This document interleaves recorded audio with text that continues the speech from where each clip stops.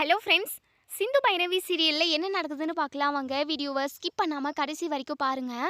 நம்ம சிவா ரூம்குள்ளே போயிட்டு பயங்கரமாக ஃபீல் பண்ணி அழுகுறாங்க. பின்னாடியே நம்ம ஆறுமுகமும் சிவாவோட ரூம்குள்ளே ஏதோ எடுக்கிறதுக்காக போகவும் சிவா அழுதுகிட்டு இருக்கிறத பார்த்துட்டு பயங்கரமாக ஷாக் ஆகுறாங்க. சிவா பக்கத்தில் போய் உட்காந்து, சிவா என்னாச்சு சிவா, எதுக்காக நீ இப்படி அழுதுகிட்டு இருக்க அப்படின்னு சொல்லி கேட்கவும் நம்ம சிவா ஆறுமுகத்தை இறுக்கமாக கட்டி பிடிச்சிக்கிட்டு பயங்கரமாக அழுகுறாங்க. சிவா என்னாச்சுன்னு என்கிட்ட சொல்லலாம்ல, என்னன்னு சொல்லு சிவா அப்படின்னு சொல்லிட்டு ரொம்பவே பதட்டமாக கேட்கவும், அப்போ தான் நம்ம சிவா மனசில் உள்ளதை எல்லாத்தையுமே இங்கே ஆறுமுகத்துக்கிட்ட சொல்கிறாங்க. ஆறுமுகம், என் மனசு ஃபுல்லாகவே சிந்து மட்டும்தான் நிறைஞ்சி இருக்கா. சிந்து கூட ஒன்று சேர்ந்து வாழணும்னு சொல்லிட்டு நான் எப்போவோ முடிவெடுத்துட்டேன். ஆனால் சூழ்நிலை காரணமாக அவள் கூட ஒன்று சேர முடியாமல் இருக்கேன். எங்கே நான் அவள் கூட ஒன்று சேர்ந்து வாழ்கிறேன்ற விஷயத்த பெரியம்மா கிட்ட சொன்னேன் அப்படின்னா அவங்களோட உயிர் போயிடுமோன்ற ஒரு பயத்தில் தான் இப்போ வரைக்குமே நான் சைலண்ட்டாக இருக்கேன். ஆனால் ஒவ்வொரு நாளும் ஒவ்வொரு நிமிஷமும் சிந்து இந்த வீட்டில் அனுபவிக்கிற கொடுமைகளை என்னால் கண்ணால் பார்க்க முடியல. ஆறுமுகம், இதுக்கெல்லாம் என்ன பண்ணுறதுன்னு எனக்கு ஒன்றும் புரியல. சிந்து எனக்காக ரொம்ப ரொம்ப கஷ்டத்தை அனுபவிக்கிறா. அதை பார்த்துக்கிட்டு என்னால் சும்மாவும் இருக்க முடியல. அதே சமயம் பெரியம்மா கிட்ட சிந்துக்காக எதுவும் பேசவும் முடியல. எனக்கு என்ன பண்ணுறதுனே தெரியல ஆறுமுகம் அப்படின்னு சொல்லிட்டு பயங்கரமாக அழுகுறாங்க. இப்போது இதை கேட்டுட்டு நம்ம ஆறுமுகம் இருந்துட்டு, சிவா உன் மனசு ஃபுல்லாக சிந்து தான் இருக்காங்க அப்படின்ற விஷயம் எனக்கே இப்போ தான் தெரிய வரும். ஆனால் நான் யோசித்தேன், கண்டிப்பாக சிந்துவை நீ மன்னிச்சு ஏற்றுக்கிட்ட அப்படின்னு. ஆனாலுமே நீங்கள் 2 பேரும் ஒன்று சேர்ந்து வாழணும் அப்படின்ற ஒரு எண்ணமும் எனக்கு இருக்குது. ஆனால் இது அம்மாவை மீறி நீ எதுவுமே பண்ண முடியாதுன்னு தோணுது.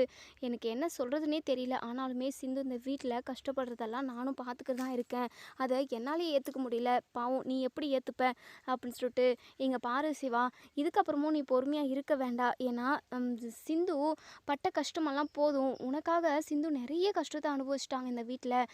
சித்தி ஒவ்வொரு நாளும் சிந்துவை ஒரு மாதிரி அடிமை மாதிரி ட்ரீட் பண்ணுறாங்க. வீட்டு வேலைக்காரியை கூட நம்ம வீட்டில் எல்லாருமே நல்லபடியாக தான் நடத்துவோம். ஆனால் அதை விட மோசமாக சிந்துவை எல்லாரும் நடத்துகிறாங்க. சிவா, நீ இதுக்கப்புறமும் பொறுமையாக இருக்காத, நான் சொல்கிறத கேளு சிவா அப்படின்னு சொல்லவும், நம்ம சிவாவுக்கு ஒன்றுமே புரியல. என்ன பண்ண முடியும் ஆறுமுகம், பெரியம்மாவை மீறி என்னால் எந்த ஒரு முடிவையும் எடுக்க முடியாதே, சிந்துக்கு ஆதரவாக நான் நிற்கவே முடியாதே அப்படின்னு சொல்லவும், எங்கே பாரு சிவா, அதாவது அம்மா எப்படி தெரியுமா, எல்லாருமே நல்லா இருக்கணும்னு சொல்லிட்டு நினைப்பாங்க. அது உனக்கு நல்லாவே தெரியும்ல. தெரியும், எனக்கு நல்லாவே தெரியும். அன்னபூர்ணி பெரியம்மாவை பற்றி எனக்கு முழுசாக தெரிஞ்சதுனால தானே அவங்க பேச்சை மீறி என்னால் எந்த ஒரு முடிவையும் எடுக்க முடியல. அவங்க எல்லாருமே நல்லா இருக்கணும்னு நினைப்பாங்க. அது மட்டும் இல்லாமல் இன்றைக்கி ஒரு பொசிஷனில் இருக்கேன், நான் இன்றைக்கி டாக்டராக இருக்கேன் அப்படின்னா அதுக்கு காரணமே அன்னபூர்ணி பெரியம்மா தான். அவங்க எனக்கு எவ்வளவோ நல்லது செஞ்சுருக்காங்க. அதுக்கு கைமாறா நான் அவங்க பேச்சை மீறி எந்த ஒரு விஷயத்தையுமே செய்ய மாட்டேன். அவங்களோட முடிவு என்னன்னு தெரிஞ்சுக்காம நானாக என்றைக்குமே ஒரு முடிவு எடுத்ததே இல்லை, எடுக்கவும் மாட்டேன் அப்படின்ற மாதிரி தான் இங்கே நம்ம சிவா சொல்கிறாங்க. இப்போது ஆறுமுகம் சொல்கிறாங்க, அதெல்லாம் எனக்கு புரியுது சிவா. ஆனாலுமே அம்மாவுக்கு ரொம்ப ரொம்ப முக்கியம் என்ன தெரியுமா, நீ நல்லா இருக்கணும், உன்னுடைய வாழ்க்கை நல்லா இருக்கணும், நீ சந்தோஷமாக இருக்கணும்னு சொல்லிட்டு கண்டிப்பாக அம்மா நினைக்குவாங்க.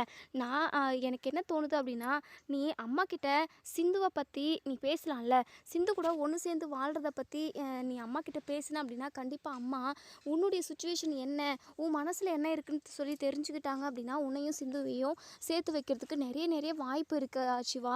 நீ வேணா அம்மா கிட்ட பேசி பாரேன் அப்படின்னு சொல்லிட்டு, உடனே இங்கே நம்ம சிவா இருந்துட்டு, ஒருவேளை நான் சிந்து கூட தான் ஒன்று சேர்ந்து வாழ்வேன் அப்படின்னு சொல்லிட்டு நான் பெரியம்மா கிட்ட சொன்னேன் அப்படின்னா அவங்க ஏதாவது தப்பான முடிவு எடுத்துட்டாங்க அப்படின்னா நான் என்ன பண்ணுவேன் ஆறுமுகம், கண்டிப்பாக அதெல்லாம் என்னால் ஏற்றுக்கவே முடியாது. பெரியம்மாவே சிந்துவை ஏற்றுக்கிட்டாங்க அப்படின்னா ரொம்ப சந்தோஷப்படுவேன். ஆனால் அது நடக்காதுன்னு எனக்கு நல்லாவே தெரியும் ஆறுமுகம். வேறு வழி எதுவுமே இல்லை இதுக்கு. பெரியம்மாவே சிந்துவை மன்னிச்சு ஏற்றுக்கினா மட்டும்தான் உண்டு அப்படின்னு சொல்லிட்டு நம்ம சிவா சொல்கிறாங்க. ஆறுமுகம் இங்கே பாரு சிவா, கண்டிப்பாக அந்த ஒரு விஷயம் நடக்கிறதுக்கு ரொம்ப நாள் ஆகும். நம்ம ஏதாவது முயற்சி எடுக்கணும்ல. இங்கே பாரு, நான் சொல்லி கொடுக்குற மாதிரி நீ செய். கண்டிப்பாக நீ சிந்து கூட ஒன்று சேர்ந்து வாழலாம். நீ சித்தி இல்லாத நேரமாக பார்த்து என் அம்மா கிட்ட நீ பேசணும். அம்மா கிட்ட பேசி அம்மாவோட மனசை கொஞ்சம் கொஞ்சமாக மாற்ற ட்ரை பண்ணு சிவா. அம்மா ஏற்றுக்கிற வரைக்கும் நீயும் வெயிட் பண்ணுறேன், பொறுமையாக இருக்கலாம் அப்படின்னு சொல்லி சொன்னேன் அப்படின்னா அது வரைக்கும் சிந்து நிறைய கொடுமைகளை இந்த வீட்டில் அனுபவிக்க வேண்டியதாக இருக்கும்.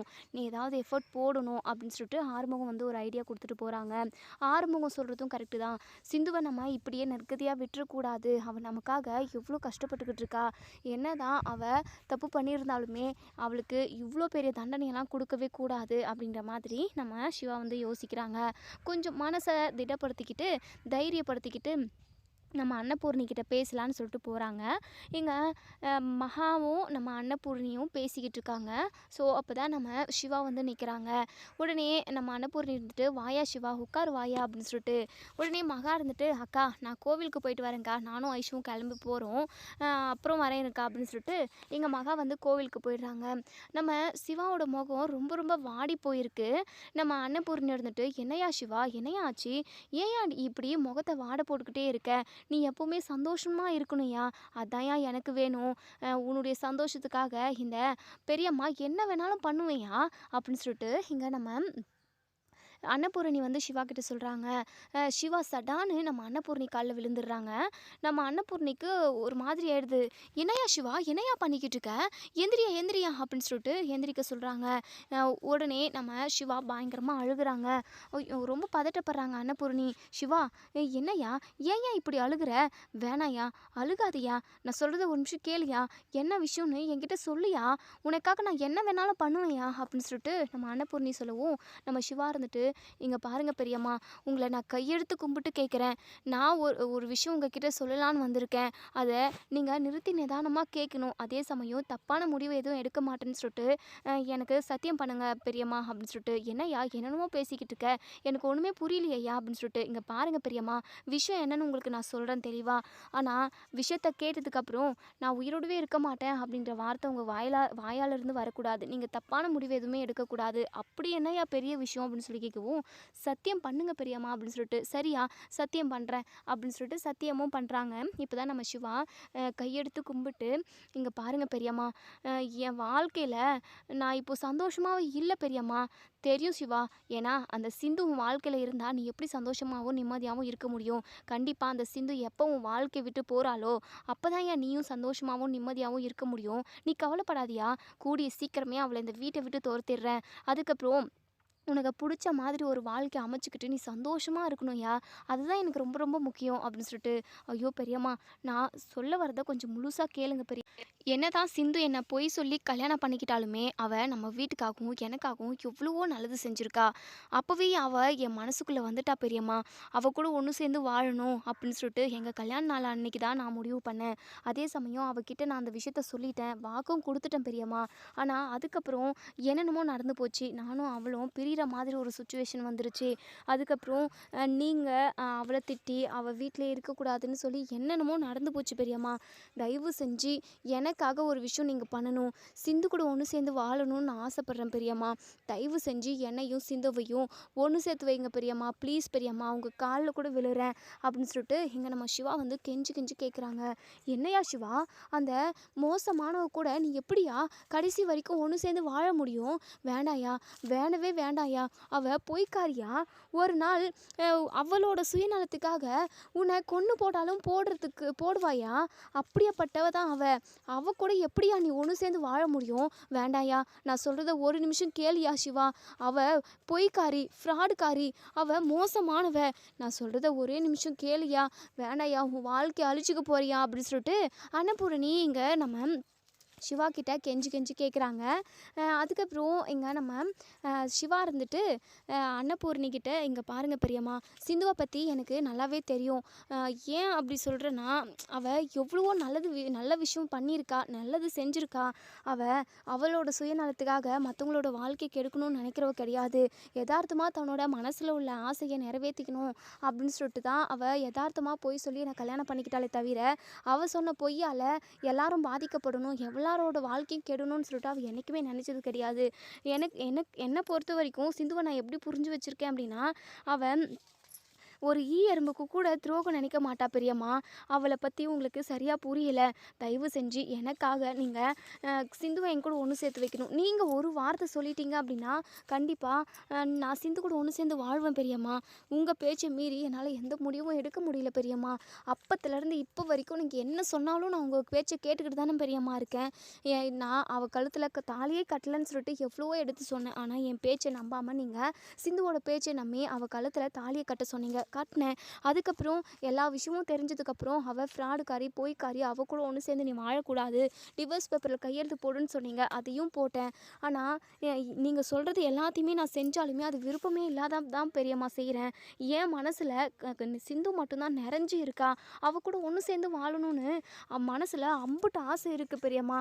தயவு செஞ்சு அவள் கூட என்னை சேர்த்து வச்சுருங்க பெரியம்மா. அவள் இல்லாத ஒரு வாழ்க்கையை என்னால் நினச்சி கூட பார்க்க முடியல பெரியம்மா. ப்ளீஸ் பெரியம்மா அப்படின்னு சொல்லிட்டு ஒரு வழியாக கெஞ்சி கெதறி சிந்துவோட நல்ல குணங்களை எடுத்து சொல்லி நம்ம அன்னபூர்ணி மனசவே மாற்றிடுறாங்க நம்ம சிவா. இப்போது அன்னபூர்ணியுமே இங்கே பாரியா சிவா, நீ இவ்வளோ தூரம் சொல்கிற, அதுக்காக நான் உன்னுடைய சந்தோஷத்துக்காக நான் ஒத்துக்கிறேன்யா. அவள் கூட நீ ஒன்று சேர்ந்து வாழியா. ஆனால் ஏதாவது ஒரு தப்பு வேலை நடந்துருச்சு, ஏதாவது திரும்பவும் இப்படி ஒரு அதாவது நமக்கு எல்லாருக்கும் கஷ்டம் கொடுக்குற மாதிரி ஒரு செயலை அவள் செஞ்சுட்டா அப்படின்னா அவளை நான் தண்டிக்க மாட்டேன். என்ன நானே தண்டிச்சுக்குவேயா. நான் உயிரோடவே இருக்க மாட்டேயா. நம்ம குடும்பத்தில் உள்ள அத்தனை பேருமே சந்தோஷமாக நிம்மதியான ஒரு வாழ்க்கையை வாழணும். சிந்துவால் நம்ம குடும்பத்தில் உள்ளவங்களுக்கு எந்த ஒரு பிரச்சனையுமே வரக்கூடாது.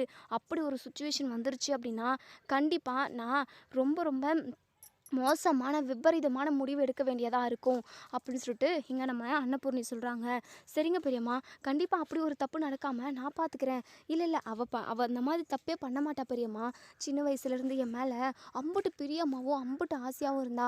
என்னை கல்யாணம் பண்ணிக்கணும்னு சொல்லிட்டு அவள் ஆசைப்பட்டா பெரியம்மா. அதனால தான் அவள் இப்படி ஒரு பொய்யை சொன்னாலே தவிர மற்றபடி நம்ம குடும்பத்தை கெடுக்கணும், நம்ம குடும்பத்தில் உள்ளவங்களோட நிம்மதியை கெடுக்கணும்னு சொல்லிட்டு அவள் எப்போவுமே திட்டம் போட்டு எந்த ஒரு விஷயத்தையுமே செஞ்சதில்லை பெரியம்மா. கண்டிப்பாக எந்த ஒரு கெட்டதும் நடக்கவே நடக்காது பெரியம்மா. சிந்து கூட ஒன்று சேர்ந்து வாழுன்னு சொல்லிட்டு இந்த ஒரு சொல்லிட்டீங்க. இந்த வார்த்தைக்காக நான் எவ்வளோ நாள் வெயிட் பண்ணிக்கிட்டு இருந்தேன் தெரியுமா. சிந்து கூட ஒன்று சேர்ந்து வாழணும், ஊர் அறிய அவளை நான் ராணி மாதிரி பார்த்துக்கணும், அவள் என் கூட சேர்ந்து இந்த உலகத்தவே சுற்றி வரணும்னு சொல்லிட்டு அம்பட்டு ஆசை பெரியம்மா.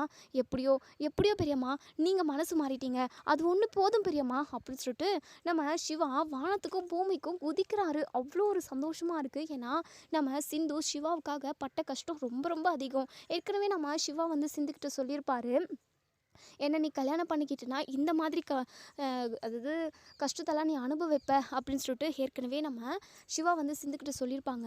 எவ்வளோ பெரிய கஷ்டம் வந்தாலும் நான் உங்கள் கூட தான் வாழ்வேன் டாக்டரே அப்படின்னு சொல்லி சொன்ன ஆள் நம்ம சிந்து இப்போ வரைக்குமே அதை நிரூபித்து காட்டிக்கிட்டு இருக்காங்க. வீட்டில் மகாவும் இந்த இசைக்கு ஐஷு இவங்க 3 பேரும் சேர்ந்து நம்ம சிந்துக்கு அவ்வளோ ஒரு கெடுதல் செஞ்சுக்கிட்டு இருக்காங்க. அவங்க இப்போ சமையல் அறையில் ஒரு சாப்பாடு கூட சாப்பிட விடுறது கிடையாது. அதே விறகடுப்பில் சமைச்சு சாப்பிட சொல்லி இந்த மகா தான் சொன்னாங்க. நம்ம சிந்துவுமே விறகடுப்பில் போயிட்டு சமைக்க தான் செஞ்சாங்க. அவங்க இல்லாத நேரமாக பார்த்து விறகுல அடுப்புலலாம் தண்ணியை ஊற்றி நனைச்சி அவங்கள விறகடுப்பில் கூட சமைச்சு சாப்பிட விடாமல் பண்ண ஆளுங்க அவங்க. ஒவ்வொரு நிமிஷமும் நம்ம சிந்து ஒரு கொடுமையான வாழ்க்கையை தான் வாழ்ந்துக்கிட்டு இருக்காங்க. யாருக்காக? நம்ம சிவாவுக்காக அத்தனையுமே நம்ம சிந்து பொறுத்துக்கிறாங்க. இத்தனை நாள் அவங்க கஷ்டப்பட்டதுக்கும் பொறுத்துக்கிட்டதுக்கும் ஒரு நல்ல காலம் பிறந்துருச்சு, நல்ல நேரம் வந்துருச்சுன்னு கூட சொல்லலாம். சிவாவும் சிந்துவும் இப்போ ஒன்று சேர போகிறாங்க. இப்போ அன்னபூர்ணி சிவா கிட்ட நீயும் சிந்துவும் ஒன்று சேர்ந்து வாழலாம் அப்படின்ற ஒரு முடிவை எடுத்து சொன்னதும் அதை நம்ம சிவா சந்தோஷமாக ஏற்றுக்கிட்டது, நன்றி சொன்னது எதுவுமே இங்கே நம்ம மகாவுக்கு எதுவுமே தெரியாது. மகாவுக்கு தெரிஞ்சுது அப்படின்னா கண்டிப்பாக அவங்க பயங்கரமாக கோவப்படுவாங்க. அவங்க என்ன தான் கோவப்பட்டாலும் எதுவும் நடக்க போகிறது கிடையாது. ஏன்னா அதாவது அன்னபூர்ணி என்ன சொன்னாலுமே எல்லாருமே கேட்டு தான் ஆகணும். எல்லாருமே கேட்குறாங்க. ஸோ நம்ம அன்னபூர்ணியை தாண்டி எதுவுமே அந்த வீட்டில் ஒரே ஒரு பொருள் கூட அசையாதுன்ற மாதிரி தான். இப்போது நம்ம சிவா ஒரு வழியாக அன்னபூர்ணியோட மனசை மாற்றி சிந்து கூட ஒன்று சேர்ந்து வாழ்கிற அதாவது அந்த வார்த்தையை அவங்க கிட்டேருந்து வாங்கியாச்சு. இப்போது நம்ம சிவா ரொம்பவே சந்தோஷமாக போயிட்டு நம்ம சிந்துவை பார்த்து பேசுகிறதுக்காக அவங்க ரூமுக்கு போகிறாங்க. சிந்து அப்படின்னு சொல்லிட்டு அதாவது வந்ததுமே பேச கூட பேசாமல் ஹக் பண்ணிக்கிறாங்க. டாக்டரே டாக்டரே என்ன டாக்டரே இப்படி சந்தோஷமாக இருக்கீங்க? அது மட்டும் இல்லாமல் நீங்கள் இப்போ என்கிட்ட வந்து பேசிக்கிட்டு இருக்கிறத நம்ம வீட்டில் யாராவது பார்த்தாங்க அப்படின்னா ஏதாவது பிரச்சனை வரும் டாக்டரே. அது மட்டும் இல்லாமல் இப்படி இறுக்கமாக கட்டி பிடிச்சிக்கிட்டு இருக்கீங்க. இதை மகா அத்தை பார்த்தாங்க அப்படின்னா அப்படிதான் பெரிய பூகம்பமே வெடிக்கும் டாக்டரே. என்னன்னு சொல்லுங்கள் டாக்டரே அப்படின்னு சொல்லிட்டு. இங்கே பாரு சிந்து, இனிமேல் நம்மளை யாருமே எந்த ஒரு கேள்வியும் கேட்க மாட்டாங்க. நான் அன்னபூர்ணி பெரியம்மா கிட்ட பேசி நான் நீயும் நானும் ஒன்று சேர்ந்து வாழ்கிறதுக்கான உத்தரவை வாங்கிட்டேன் அப்படின்னு சொல்லிட்டு. என்ன சொல்கிறீங்க டாக்டரே? நீங்கள் சொல்கிறது உண்மையா? ஆமாம் உண்மைதான் அப்படின்னு சொல்லிட்டு நம்ம சிந்துக்கு அவ்வளோ ஒரு சந்தோஷம். எவ்வளவோ கஷ்டத்தை துன்பத்தை இத்தனை நாளாக நம்ம சிந்து சிவாவுக்காக தாங்கிக்கிட்டு இருந்தாங்க. இன்றைக்கி சிந்துவும் சிவாவும் ஒன்று சேர்ந்தாச்சு. சிந்துக்கும் சரி சிவாவுக்கும் சரி அவ்வளோ ஒரு சந்தோஷமாக இருக்குது. இப்போது நம்ம சிந்து அன்னபூர்ணியை பார்த்து பேசணுன்றதுக்காக ரூம்லேருந்து சிவா கிட்ட இருங்க டாக்டரே வரேன் அப்படின்னு சொல்லிட்டு ஹாலுக்கு வந்து அன்னபூர்ணி காலில் விழுந்து நன்றி சொல்கிறாங்க. அத்தை எப்படியோ அத்தை நீங்கள் மனசு மாறிட்டீங்க, மனசுக்கு ரொம்ப ரொம்ப சந்தோஷமாக இருக்குது. நீங்கள் இப்படி ஒரு முடிவை இவ்வளோ சீக்கிரம் எடுப்பீங்கன்னு சொல்லிட்டு நான் கொஞ்சம் கூட எதிர்பார்க்கல அத்தை. ஆனால் ஒரு நம்பிக்கை இருந்தது, என்னைக்காவது ஒரு நாள் நீங்கள் என்னை மன்னிச்சு ஏற்றுப்பீங்க, டாக்டர் கூட ஒன்று சேர்த்து வச்சிருவீங்க அப்படின்னு சொல்லிட்டு நான் நம்பினேன். ஆனால் இம்புட்டு சீக்கிரம் நடந்துருச்சு அப்படின்னு நினைக்கிறப்போ எனக்கு அம்புட்டு சந்தோஷமாக இருக்கு அத்தை அப்படின்னு சொல்லிட்டு சொல்கிறாங்க. இப்போ அன்னபூர்ணி இருந்துட்டு நான் இந்த முடிவை சிவாவுக்காக மட்டும்தான் எடுத்தேன். ஆனால் நீ பண்ண தப்ப நான் ஒரு நாளும் மன்னிக்கவே மாட்டேன். நீ பண்ணது இப்போ வரைக்குமே என் கண்ணு முன்னாடி வந்து நின்றுக்கிட்டே இருக்குது.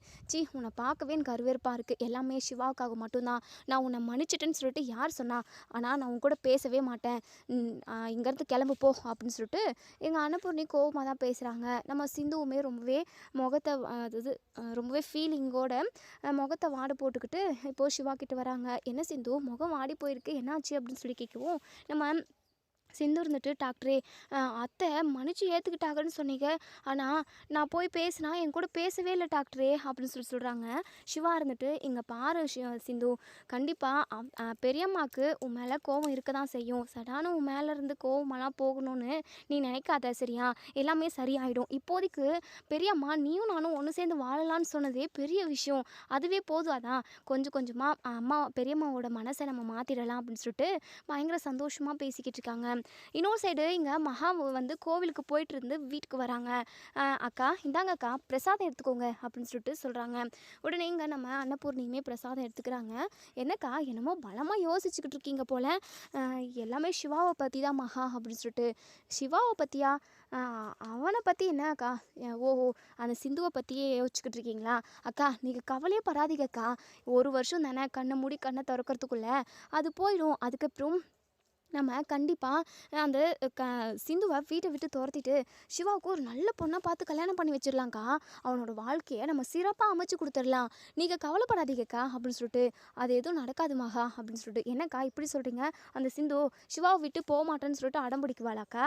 அதெல்லாம் நம்ம பார்த்துக்கலாங்க்கா, அவளை துரத்திடலாங்க்கா, நீங்கள் கவலையே படாதீங்க. ஏன் ஒரு வருஷம் வரைக்கும் கூட அவள் இந்த வீட்டில் இருக்கவே மாட்டா. நான் பண்ணுற சித்திரவதையில் அவள் இந்த வீட்டை விட்டு தெறிக்க ஓடிடுவா அக்கா அப்படின்னு சொல்லவும் நம்ம அன்னபூர்ணி இருந்துட்டு இல்லை மகா என்னென்னமோ நடந்துருச்சு மகா அப்படின்னு சொல்லிட்டு. என்னக்கா எனக்கு ஒன்றுமே புரியல, என்னென்னமோ பேசுகிறீங்க, எனக்கு டிஃப்ரெண்ட்டாக தோணுது, என்னன்னு சொல்லுங்கள் அப்படின்னு சொல்லிட்டு கேட்குறாங்க. ஸோ இப்போ நம்ம அன்னபூர்ணி வந்து சொல்கிறாங்க, மகா அது வந்து சிவா என்கிட்ட வந்து பேசினான். சிவா பேசினானா? என்ன பேசினாங்க்கா?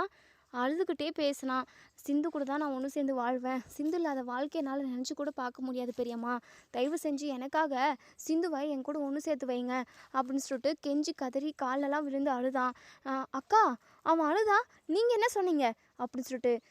இல்லை மகா அவன் அப்படி அழுகிறான், அவனுக்கு என்ன சந்தோஷமோ அதுதான் நமக்கு சந்தோஷம். அதான் மனசு கேட்காம நீ சிந்து கூட ஒன்று சேர்ந்து வாழ்ப்பா, இதுக்கப்புறம் அவளால் இந்த வீட்டுக்கு எந்த ஒரு பிரச்சனையும் வரக்கூடாது அப்படிங்கிற மாதிரி சொல்லியிருக்கேன் மகா அப்படின்னு சொல்கிறாங்க. இதை கேட்ட இங்கே மகா அப்படியே ஆடி போயிடுறாங்க, பயங்கரமாக கோவப்படுறாங்க. அக்கா என்னக்கா புத்தி கெட்டத்தனமாக பேசி வச்சுருக்கீங்க? அந்த சிவா தான் ஏதோ புத்தி கெட்டத்தனமாக அந்த சிந்து தான் வேணும்னு சொன்னால் நீங்கள் அதுக்கு ஒத்துப்பீங்களா? சின்ன குழந்த அடம் பிடிக்குது. நான் அந்த குளத்துல குதிப்பேன், கிணத்துல குதிப்பேன் அப்படின்னு சொல்லிட்டு. ஆனா குழந்தைக்கு நீச்சல் தெரியாது. குழந்தைக்கு என்ன தெரியும்? அது ஆசைப்பட்டது அப்படின்றதுக்காக நம்ம தூக்கி போட்டுற முடியுமா? இல்லல்ல. அப்படிதான்க்கா இதுவும். அந்த சிந்து கொடூரக்காரி, கொடுமைக்காரி. அவ பொய் சொல்லி சிவாவ கல்யாணம் பண்ணிட்டு வந்திருக்கா. நம்ம குடும்பத்துக்கு எவ்வளோ பெரிய நம்பிக்கை துரோகத்த பண்ணியிருக்காக்கா. அப்படி இருக்கிறப்போ நீங்க எப்படி இதுக்கு ஒத்துக்கிட்டீங்க? வேண்டாக்கா, வேண்டவே வேண்டாம். அந்த சிந்து இந்த வீட்டுக்கு வேண்டவே வேண்டாம். அவளால நம்ம எல்லாருமே நிம்மதி இழந்து தான் இருக்கணும். முக்கியமா சிவாவோட வாழ்க்கை குழி தோண்டி புதைச்சிருவாக்கா அவ. தயவு செஞ்சு இப்படி ஒரு முடிவை எடுத்ததை ரத்து பண்ணிடுங்க. அந்த சிந்து இந்த வீட்டில் இருக்கவே கூடாது. சிவா கூட ஒன்று சேர்ந்து வாழவே கூடாது. நான் ஒரு நாளும் அதுக்கு அனுமதிக்கவே மாட்டேன் அப்படின்னு சொல்லிட்டு எங்க நம்ம மகா பயங்கர கோவமா ஆக்ரோஷமாக பேசுகிறாங்க.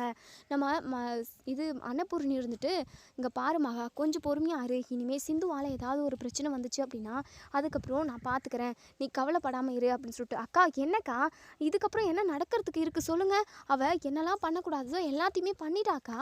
அவளை மாதிரி ஒரு கேடு கெட்டவள் நம்ம வீட்டுக்கு எதுக்காக மருமவளாக இருக்கணும்? அவளை என்னைக்கு வீட்டை விட்டு நம்ம துரத்துறோமோ அன்னைக்கு தான்க்கா நம்மளோட வீடு நிம்மதியாகவும் சந்தோஷமாகவும் இருக்கும்.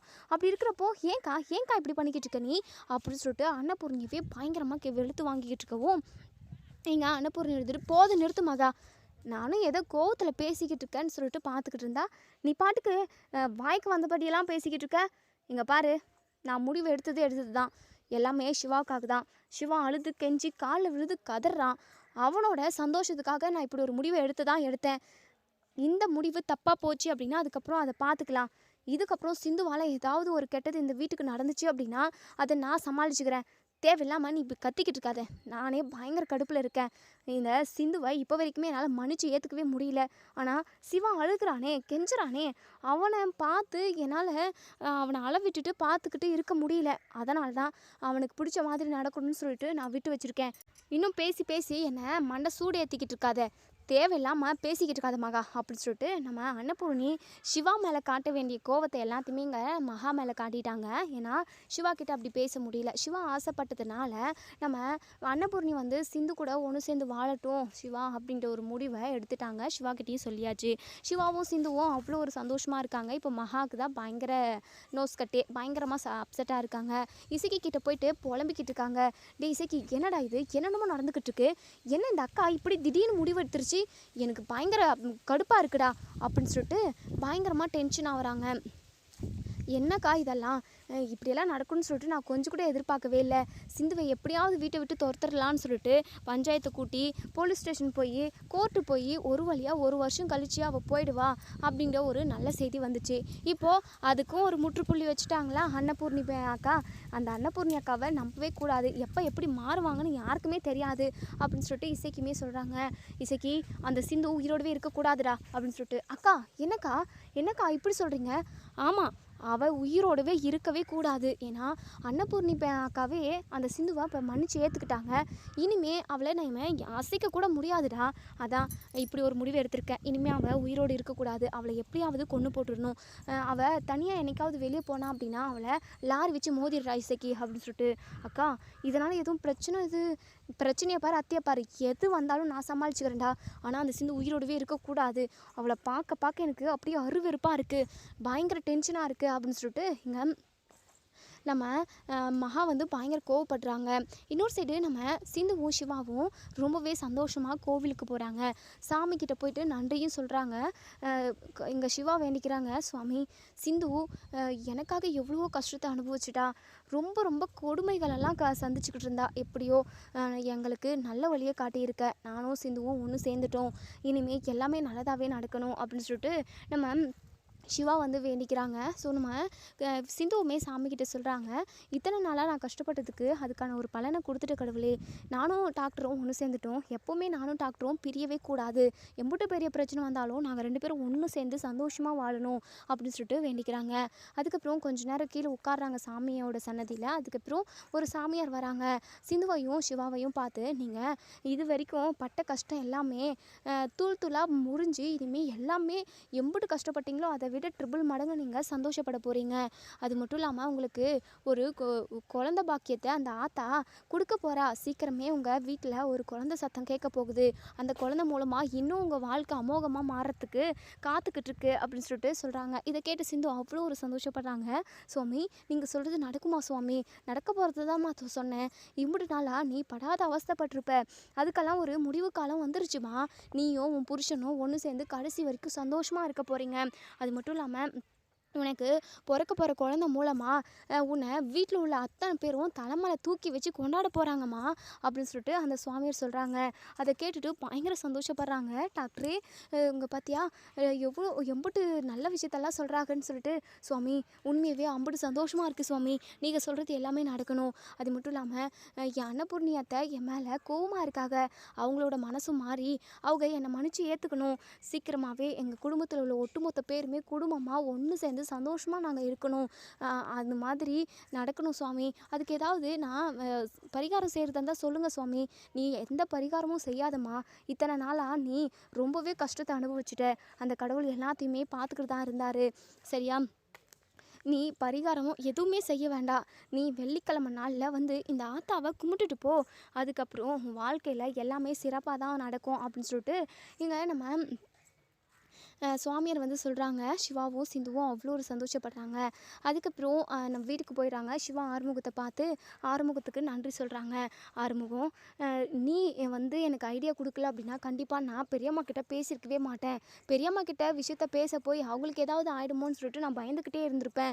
நீ சொன்னதுனால தான் இன்றைக்கி நான் பெரியம்மா கிட்ட பேசி பெரியம்மாவுமே எங்கள் 2 பேரையும் ஒன்று சேர்ந்து வாழ சொல்லிட்டாங்க. ரொம்ப நன்றி ஆறுமுகம் அப்படின்னு சொல்லவும், இங்கே ஆறுமுகம் இருந்துட்டு, சிவா எனக்கு இப்போ தான் ரொம்ப ரொம்ப சந்தோஷமாக இருக்குது. சிந்து பட்ட கஷ்டத்தை எல்லாத்தையுமே என்னால் பார்க்கவே முடியல. எப்படியோ எல்லாத்துக்குமே ஒரு பலன் கிடச்சிருச்சு அப்படின்னு சொல்லிக்கிட்டு இருக்காங்க. அதுக்கப்புறம் நம்ம ஆறுமுகம் இருந்துட்டு பைரவி கிட்ட போயிட்டு, பைரவி பார்த்தல, லவ்வு உண்மையான காதல் சிந்து சிவா மேலே வச்சுருந்த காதல் அவங்க 2 பேரையுமே ஒன்று சேர்த்து வச்சிருச்சு. கண்டிப்பாக நீயும் நானும் சீக்கிரமாகவே ஒன்று சேர போகிறோம். நான் உன் மேலே எந்த அளவுக்கு பாசம் வச்சுருக்கேன், எந்த அளவுக்கு காதல் வச்சுருக்கேன், அது எல்லாமே கண்டிப்பாக உன் கூட என்னை ஒன்று சேர்த்து வைக்கும் பைரவி அப்படின்னு சொல்லிட்டு உடனே பைரவி சொல்கிறாங்க. அதெல்லாம் கொஞ்சம் கூட நடக்கவே நடக்காது. கனவுல கூட அது நடக்காது. சும்மா பகல் கனவு கண்டுக்கிட்டு இருக்காத.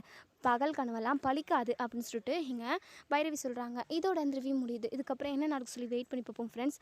வீடியோ பிடிச்சிருந்தா லைக் பண்ணி கமெண்ட் பண்ணி தெரிவிங்க. இப்போது நம்ம சிந்துவும் சிவாவும் ஒன்று சேர்ந்தாச்சு. நம்ம ஆறுமுகத்தால் தான் நம்ம சிவாவும் சிந்துவும் ஒன்று சேர்ந்தாங்க.